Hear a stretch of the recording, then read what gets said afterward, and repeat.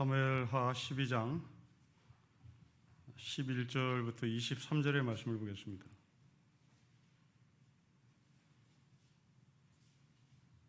(480페이지에) 있습니다.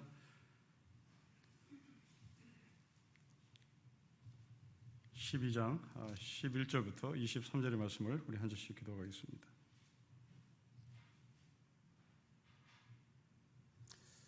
여호와께서 또 이와 같이 이르시기를, 보라, 내가 너와 너희 집에 재앙을 일으키고 내가 너희 눈앞에서 너희 아내를 빼앗아 너희 이웃들에게 주리니 그 사람들이 너희 아내들과 더불어 백주에 동침하리라.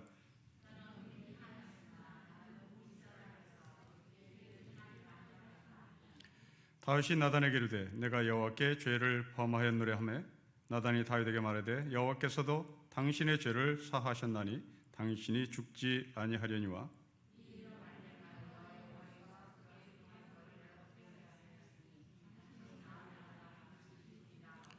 나단이 자기 집으로 돌아가니라. 우리아의 아내가 다윗에게 낳은 아이를 여호와께서 치심에 심히 앓는지라.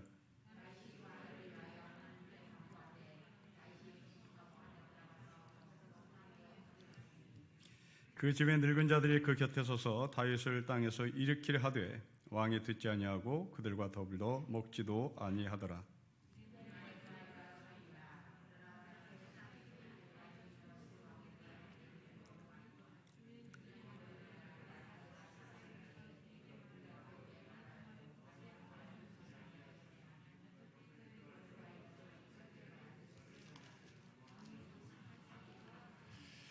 다윗이 그의 신하들이 수군거리는 것을 보고 그 아이가 죽은 줄을 다윗이 깨닫고 그의 신하들에게 묻되, 아이가 죽었느냐 하니 대답하되 죽었나이다 하는지라.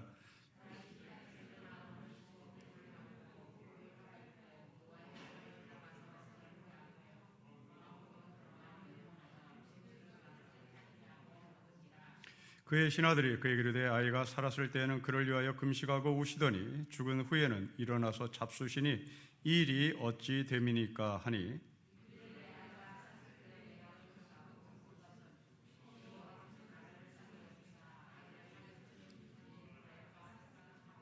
가지겠습니다. 지금은 죽었으니 내가 어찌 금식하랴? 내가 다시 돌아올 수 하겠느냐? 나는 그에게로 가려니와 그는 내게로 돌아오지 아니하리라 하리라. 아멘.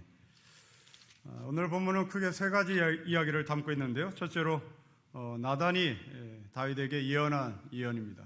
그 예언은 좀 더 깊이 들어가면 두 가지 예언을 하고 있고요. 그리고 두 번째로 다윗이 그 나단 예언자 앞에서 회개를 합니다. 그러나 안타깝게도 마지막으로 우리아의 아내 바세바가 다윗의 아이를 낳았으나 그 아이는 7일 만에 죽었다라는 이야기가 오늘 본문이 담고 있는 내용입니다.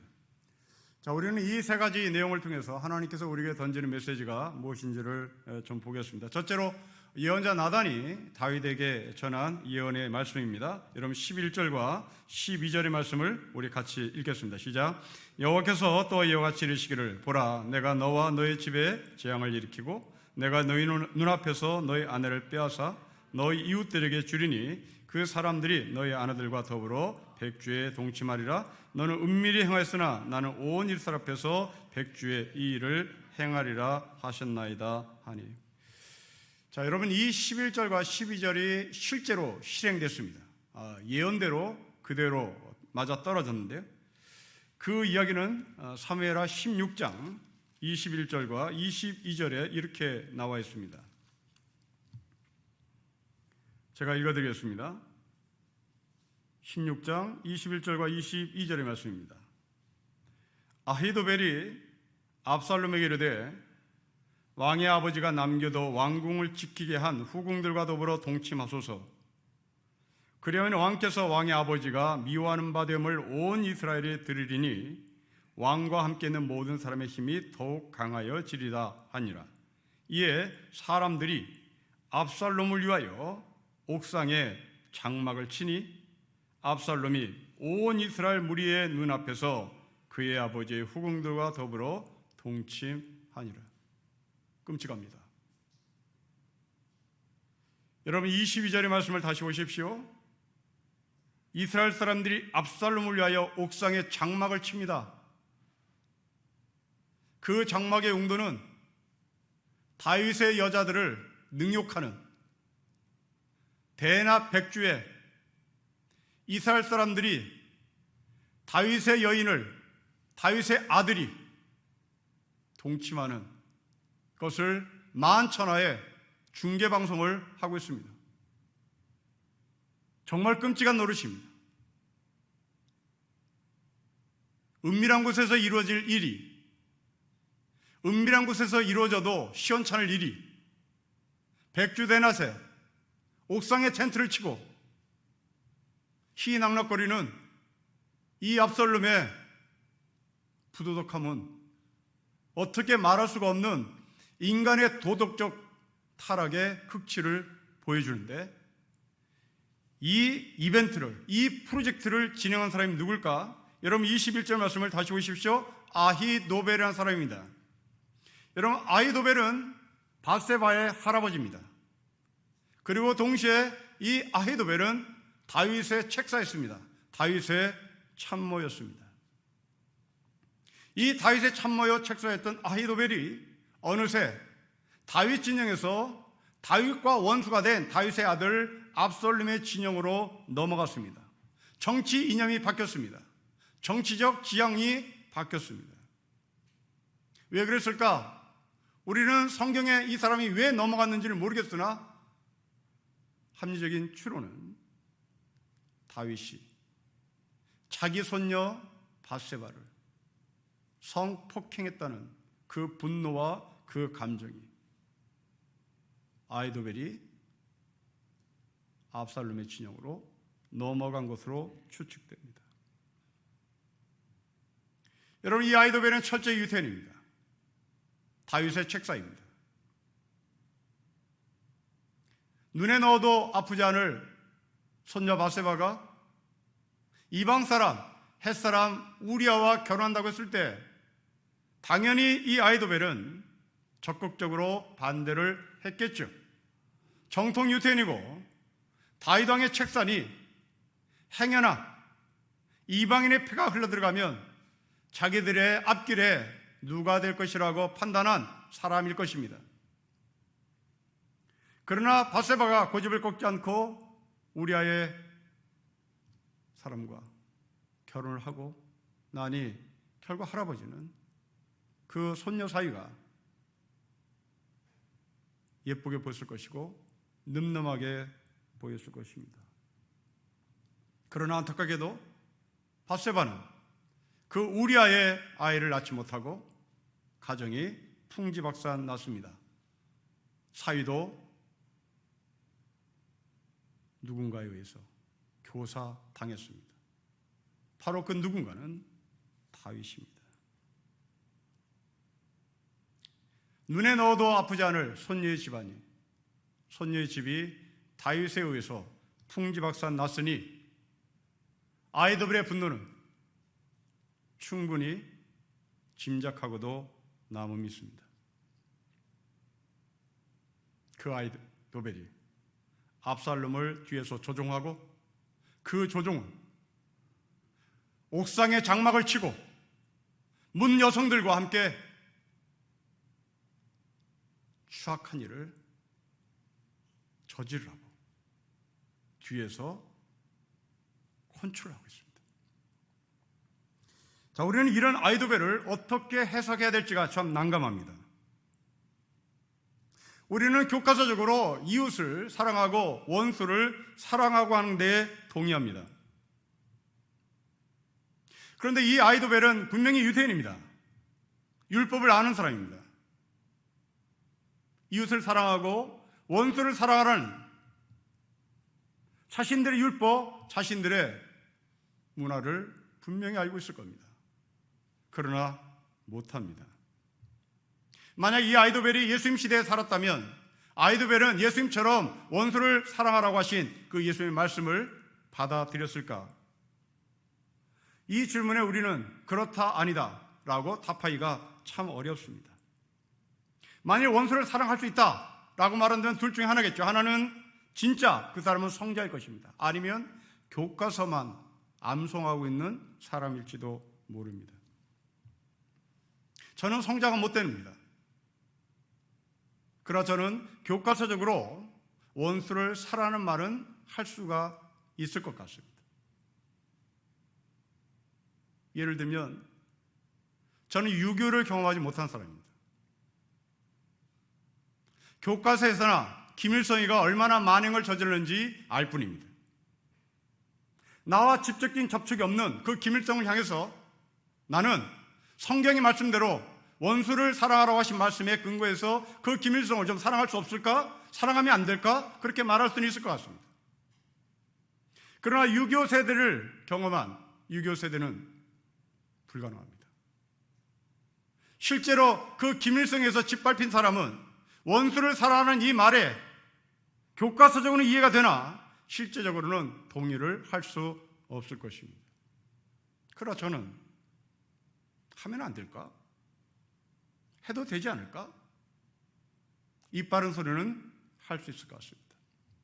그러나 저는 김일성은 용서가 되는 것처럼 느껴져도 절대로 용서가 안 되는 사람이 있습니다. 사랑할 수 없는 사람이 있습니다. 그 사람은 전두환입니다. 저는 전두환을 실제로 겪었습니다. 교과서에서, 성경이라는 교과서에서 원수를 사랑하라 하는 말씀을 나는 익히 알고 있고 이것을 전해야 하는 목사임에도 불구하고 아이도벨처럼 저는 못할 것 같습니다. 아니, 못합니다. 아직도 그 사람에 대한 앙금, 그 사람에 대한 분노, 그 사람에 대한 처절한 분노가 아직도 가시지 않았기 때문입니다. 때문에 이 아이도벨의 이 무지막지한 책사의 노릇, 압살롬을 위하여 옥상에 텐트를 쳐놓고 다윗의 여자들을 끌어내리라고 하는 이 프로젝트가 옳으냐 그르냐 분명히 틀렸습니다. 분명히 그러면 안 됩니다. 그러나 아이도벨의 분노는 우리가 충분히 이해할 수 있을 것 같습니다. 어쩌면 원수를 사랑하라고 하는 것은 예수님 위에 어떤 누구도 이상향으로 자리 잡을 것 같습니다. 그것을 실제로 실천하는 사람은 이 세상에 몇 명이나 있을까? 우리는 의구심을 가질 수밖에 없습니다. 심지어 초대교회 교부였던 성 암브로시우스라는 사람이 있습니다. 신학자입니다. 이 신학자 암브로시우스가 로마 교황에게 말합니다. 내가 어젯밤에 하나님부터 계시를 받았는데 그 계시는 로마 교황이 이방인을 점령해서 로마의 영향권에 들여보내라고, 로마가 그들을 지배하라고 하나님이 나에게 계시를 내렸다고 말했습니다. 여러분, 이것은 짜고 치는 고스톱이죠. 여러분, 로마 황제는 이민족을 침략하는데 갈등을 겪고 있었다는 얘기입니다. 이 갈등을 겪고 있을 때 짜고 치는 고스톱, 종교, 하나님의 이름으로 정당화시키고 싶은 이 신학자 암브로시우스가 어젯밤 하나님이 나에게 계시를 줬다. 하나님은 이민족을 공격하고 점령해서 그들을 완전히 뒤바꾸라고 하나님이 말씀하셨다. 그러니 당신은 사람 죽이는 거 무서워하지 말고, 말발굽에 사람이 찐 이기는 거 무서워하지 말고 가서 점령을 해라. 이것이 하나님의 뜻이다. 세상에 이런 하나님이 어디에 있겠습니까? 그런데 이것은 고대 시대에만 있지 않았습니다. 스페인이 기독교 국가입니다. 그 기독교가 스페인이 남미를 짓밟는 것을 보십시오. 여기는 사랑이 없습니다. 사랑의 이름으로 사람을 짓밟았습니다. 미국 사람 보십시오. 미국은 기독교 국가입니다. 그러나 거기에 있는 원주민들을 짓밟는 것을 보십시오. 그 원주민인 인디안들이 지긋지긋하게 짓밟혔습니다.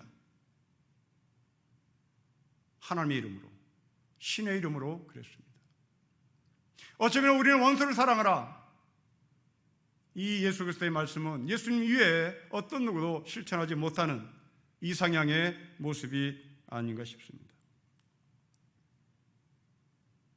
다윗은 그런 끔찍한 죄를 저질렀고 책사에 의해서 그 분노한 책사가 자기 아들 압살롬에게 백주대넷에 자기 여인들을 데리고 놀라고 농락을 하라고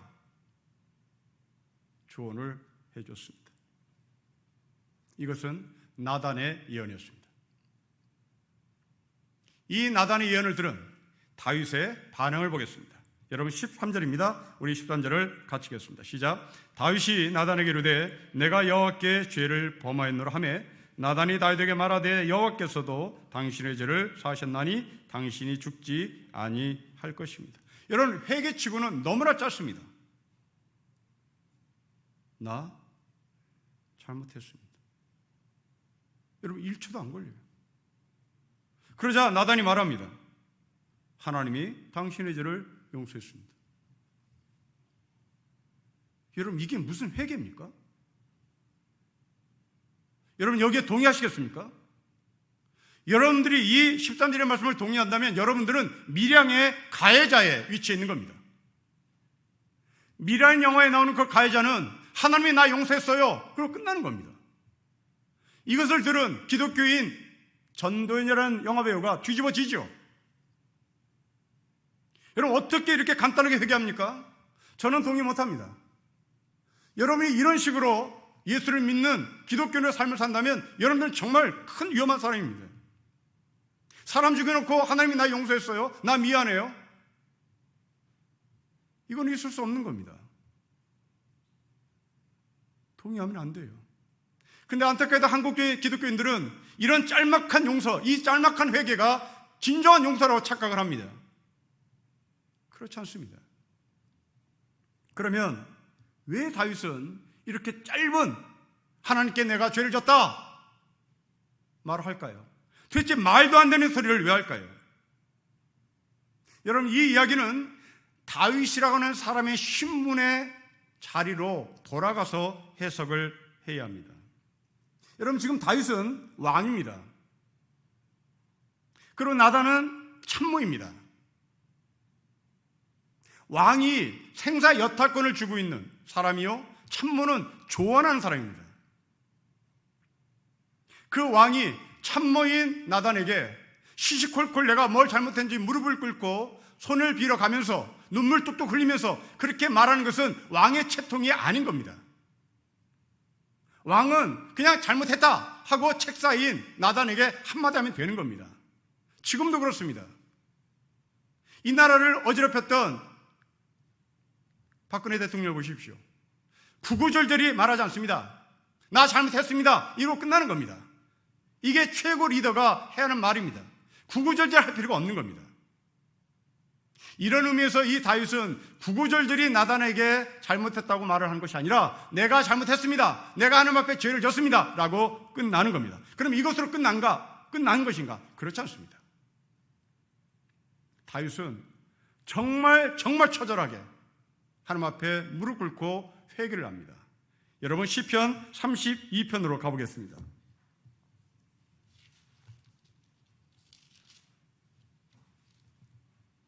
823페이지에 있습니다.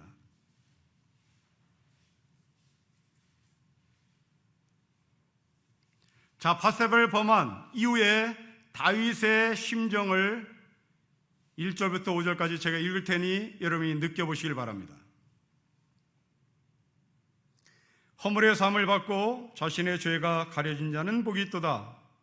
마음에 간삼이 없고 여호와께 정죄를 당하지 아니하는 자는 복이 있도다. 내가 입을 열지 아니할 때에 종일 신음함으로 내 뼈가 쇠하였도다.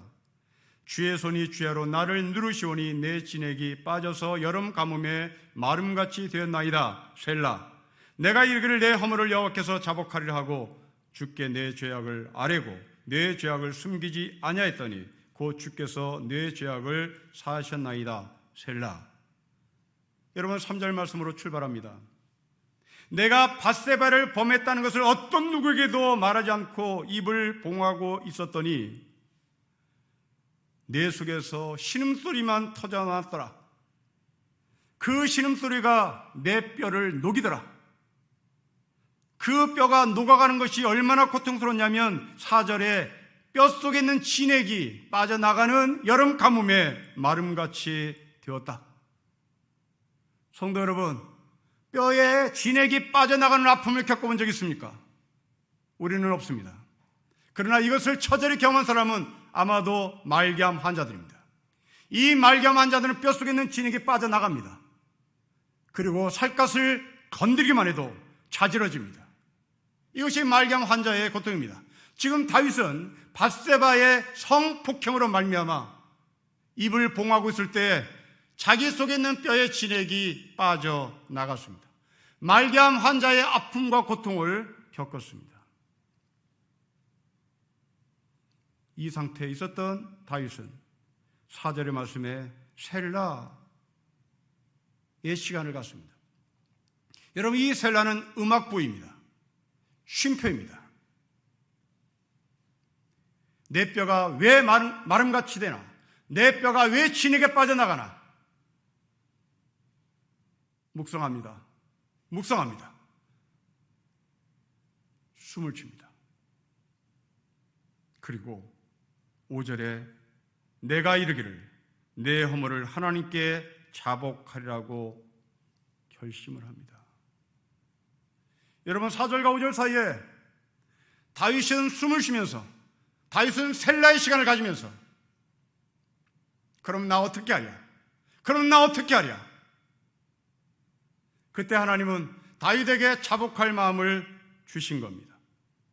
그 자복할 마음을 받은 다윗이 하나님 앞에 나가 죄악을 숨기지 않았습니다. 주께서 그 죄악을 사하셨습니다. 그리고 또 셀라를 기록합니다. 정말 내가 회개했는지를 시간을 갖는단 말입니다. 정말 하나님이 나를 용서했는지 시간을 갖는단 말입니다. 이것이 이 셀라 속에 담겨진 하늘의 메시지입니다. 여러분, 우리가 말하는 회개가 얼마나 간단합니까? 우리는 셀라가 없습니다. 우리는 쉼이 없습니다. 우리는 성찰이 없습니다. 우리는 뒤를 돌아보지 않습니다. 하나님께 회개하면 그것으로 끝입니다.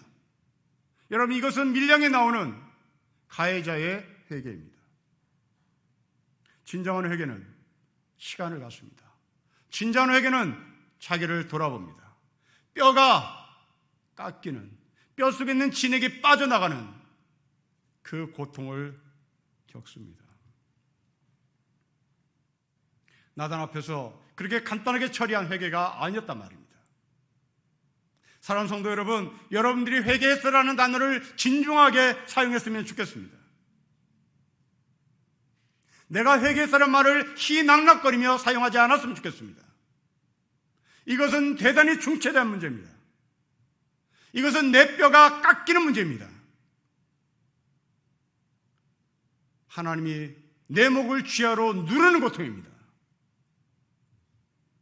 한국 기독교 교인들에게 회개는 너무나 간단하게 처리되는 것이 마음이 아픕니다. 여러분, 회개하셨습니까? 쉽게 하셨습니까? 다윗처럼 하나님이 내 목을 쥐하로 누르는 그 고통 속에서 회개를 하셨습니까? 다윗은 나단 앞에서 회개를 합니다. 그리고 하나님 앞에서 처절하게 회개를 합니다. 이어서 나단의 예언을 다시 보겠습니다. 여러분, 13절과 14절의 말씀을 보십시오. 우리 13절과 14절의 말씀을 다시 읽겠습니다. 시작. 다윗이 나단에게 이르되 내가 여호와께 죄를 범하였노라 하며 나단이 다윗에게 말하되 여호와께서도 당신의 죄를 사하셨나니 당신이 죽지 아니하려니와 이 일로 말미암아 여호와의 원수가 크게 비방할 거리를 얻게 하였으니 당신이 낳은 아이가 반드시 죽을 것입니다. 여러분, 13절과 14절은 논리가 맞지 않습니다. 용서해 받았으면 되는 거 아니에요.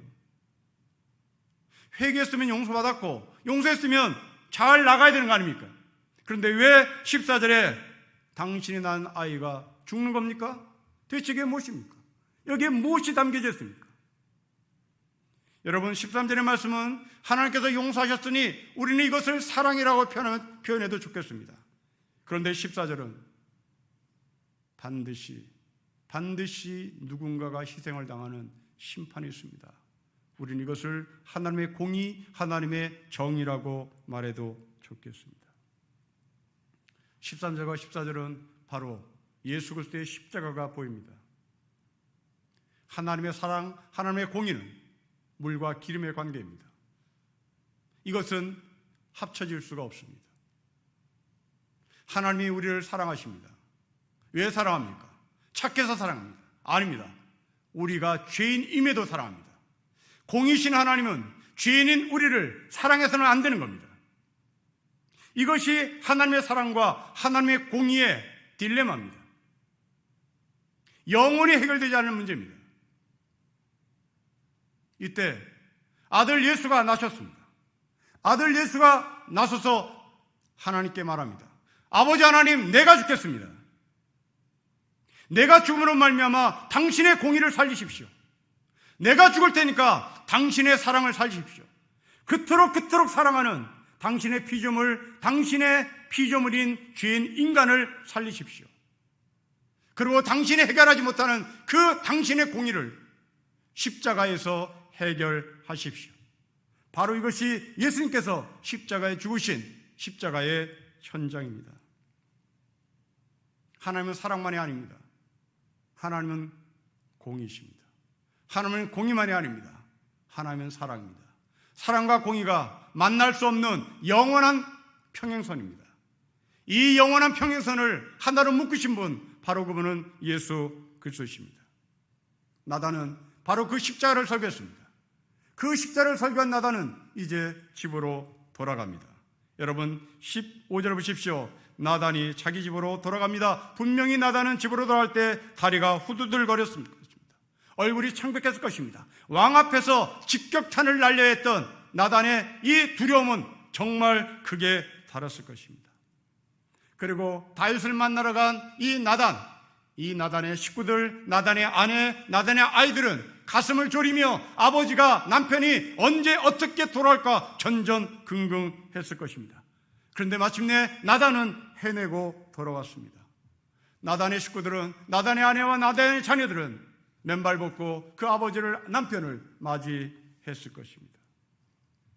여러분, 우리가 이렇게 살았으면 좋겠습니다.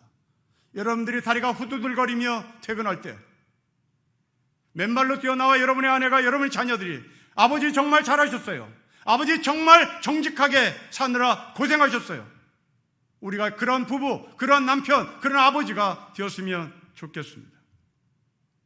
당신이 나가서 그렇게 정직한 나단처럼 하나님의 말씀을 정확히 전달할 때 아내인 나단의 아내는 기도했을 것입니다.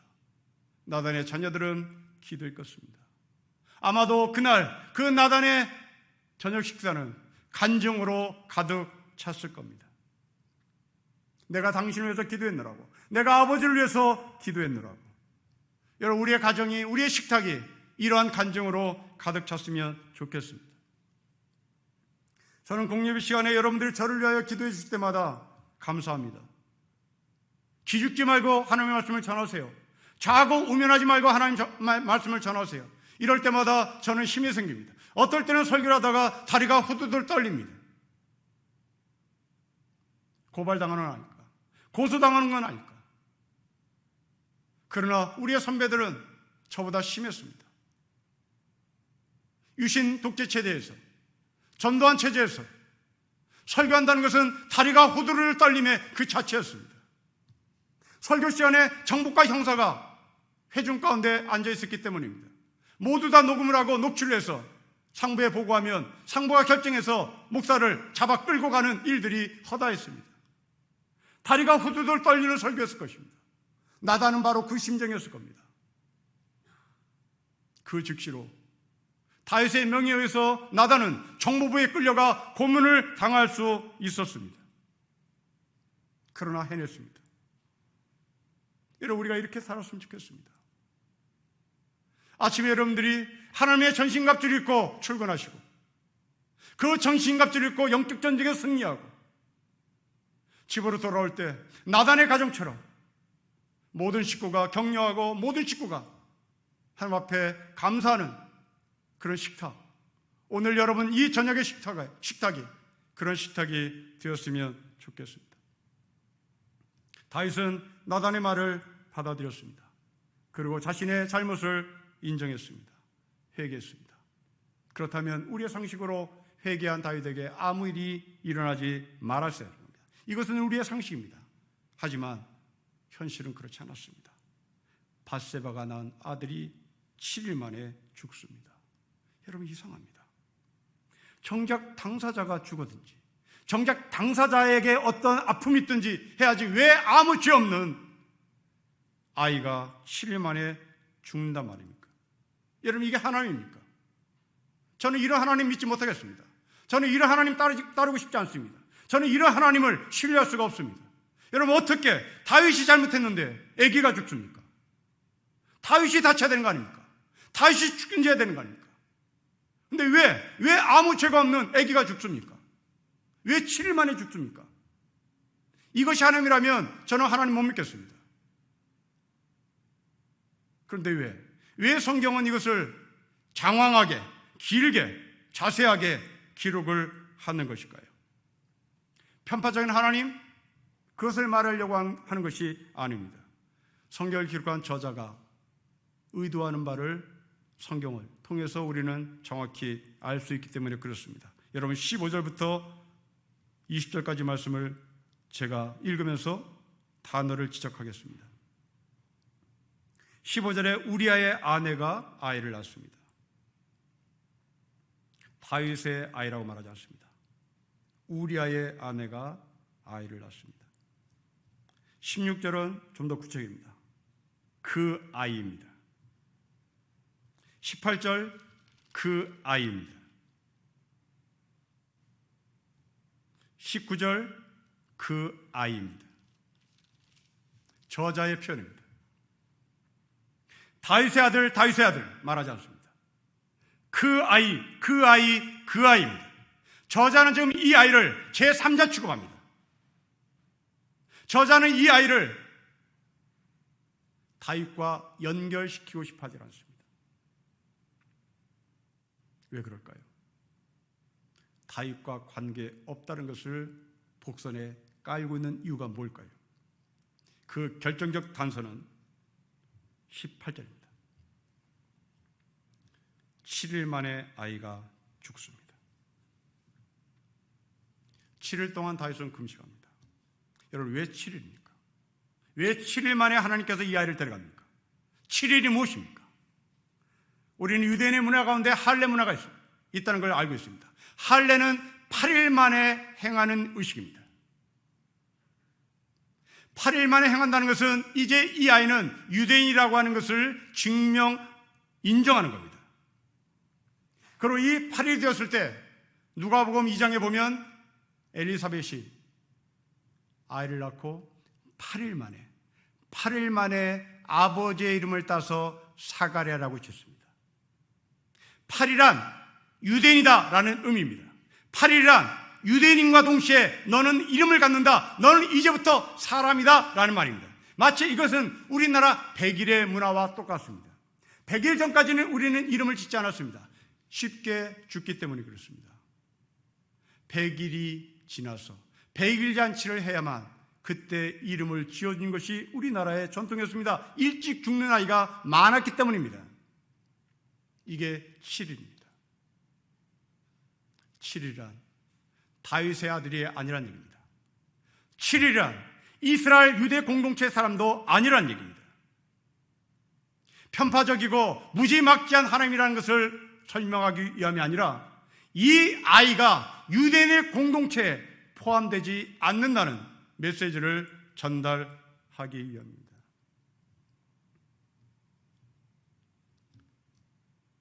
멸망할 수밖에 없는 아이라는 것을 저자는 확인합니다. 자, 이제 도대체 이 아이는 그러면 어떤 의미를 갖고 있는 것일까? 여러분, 13절과 14절로 다시 올라가셔야 하는 겁니다. 13절과 14절은 십자가가 있다는 것을 여러분에게 말씀을 드렸습니다. 바로 이 아이는 십자가입니다. 이 아이는 저자가 훗날 하나님의 아들 예수가 이 땅에 오실 것을 예표한 것이 아닌가 싶습니다. 아무 죄가 없습니다. 아무 죄가 없지만 죽었습니다. 여러분, 예수님은 사람으로 태어나지 못했습니다. 예수님은 사람으로 태어나지 못하고 사람으로 살지 못하고 사람으로 죽지 못했습니다. 예수님은 말 구육간에 태어났습니다. 사람으로 태어나지 못했다는 얘기입니다. 예수님은 홀로머니 밑에서 컸습니다. 사람으로 살지 못했다는 얘기입니다. 예수님은 사람과 같지도 않은 사람들과 먹고 마셨습니다. 세리와 창녀들입니다. 예수님은 사람 같지도 않은 사람과 살았습니다. 예수님은 사람으로 죽지 못했습니다. 예수님은 십자가에 발가벗겨 죽었습니다. 정상적으로 삶을 태어나고 정상적으로 삶을 살았고 정상적으로 삶을 마감했다는 의미가 하나도 없습니다. 예수님은 출생과 그리고 성장과 공생애와 죽음 모두가 다 사람 같지도 않은 사람으로 살았습니다. 지금 이 아이가 그렇습니다. 7일 만에 사람 같지도 않은, 사람 죽에도 묻든 삶으로 이 아이의 삶은 끝났습니다.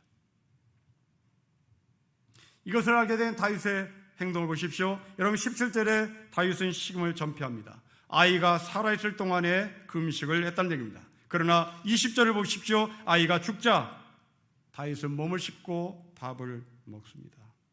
여러분 이 말은 무슨 말입니까? 다시 십자로 돌아가야 되겠습니다. 그 십자로 말미암아 이제 다윗은 과거의 발목에서 해방이 되었다는 말입니다. 여러분 이 해방의 근거를 어디에 뒀습니까? 여러분 기억하십시오. 그 아이입니다. 그 아이입니다. 그 아이입니다. 여러분들에게 그 수치스러운 기억, 그 기억을 이 저자의 말을 빌리면 그 기억이란 말입니다. 여러분의 기억이 그 기억이란 말입니다. 여러분의 출생이 그 출생이란 말입니다. 여러분들의 그 지긋지긋한 아픔이 그 아픔이란 말입니다. 이게 십자가를 통해서 우리에게 주신 해방입니다. 나의 아버지가, 나의 어머니가 나에게 족쇄를 물리고 나는 그 아버지 어머니의 기억 때문에 내가 발목을 잡힌 상태로 늘 전전긍긍하고 있다면 오늘 여러분들이 이 하나님의 말씀, 이 하나님의 말씀을 기록한 저자의 의도를 찾아야 되는 겁니다. 내 아버지가 아닙니다. 그 사람입니다. 내 어머니가 아닙니다. 그 사람입니다. 사무엘하를 기록한 저자의 의도입니다. 십자가는 모든 것을 상대시켜버립니다. 십자가는 우리의 과거에 발목을 잡게 하지 않습니다. 다윗은 나의 아이, 만약 그랬다면 이 다윗은 헤어나지 못했을 겁니다. 하나님은 이 다윗에게 저자를 통하여 다윗의 아이, 내 아이라고 말하지 않고 그 아이라고 말하고 있습니다. 여러분에게서도 약속된 하늘의 약속입니다. 그것입니다. 그것입니다. 3인칭입니다. 제3자의 표현입니다. 과거에서 해방된 다윗은 이제 금식을 끝내고 밥을 먹습니다.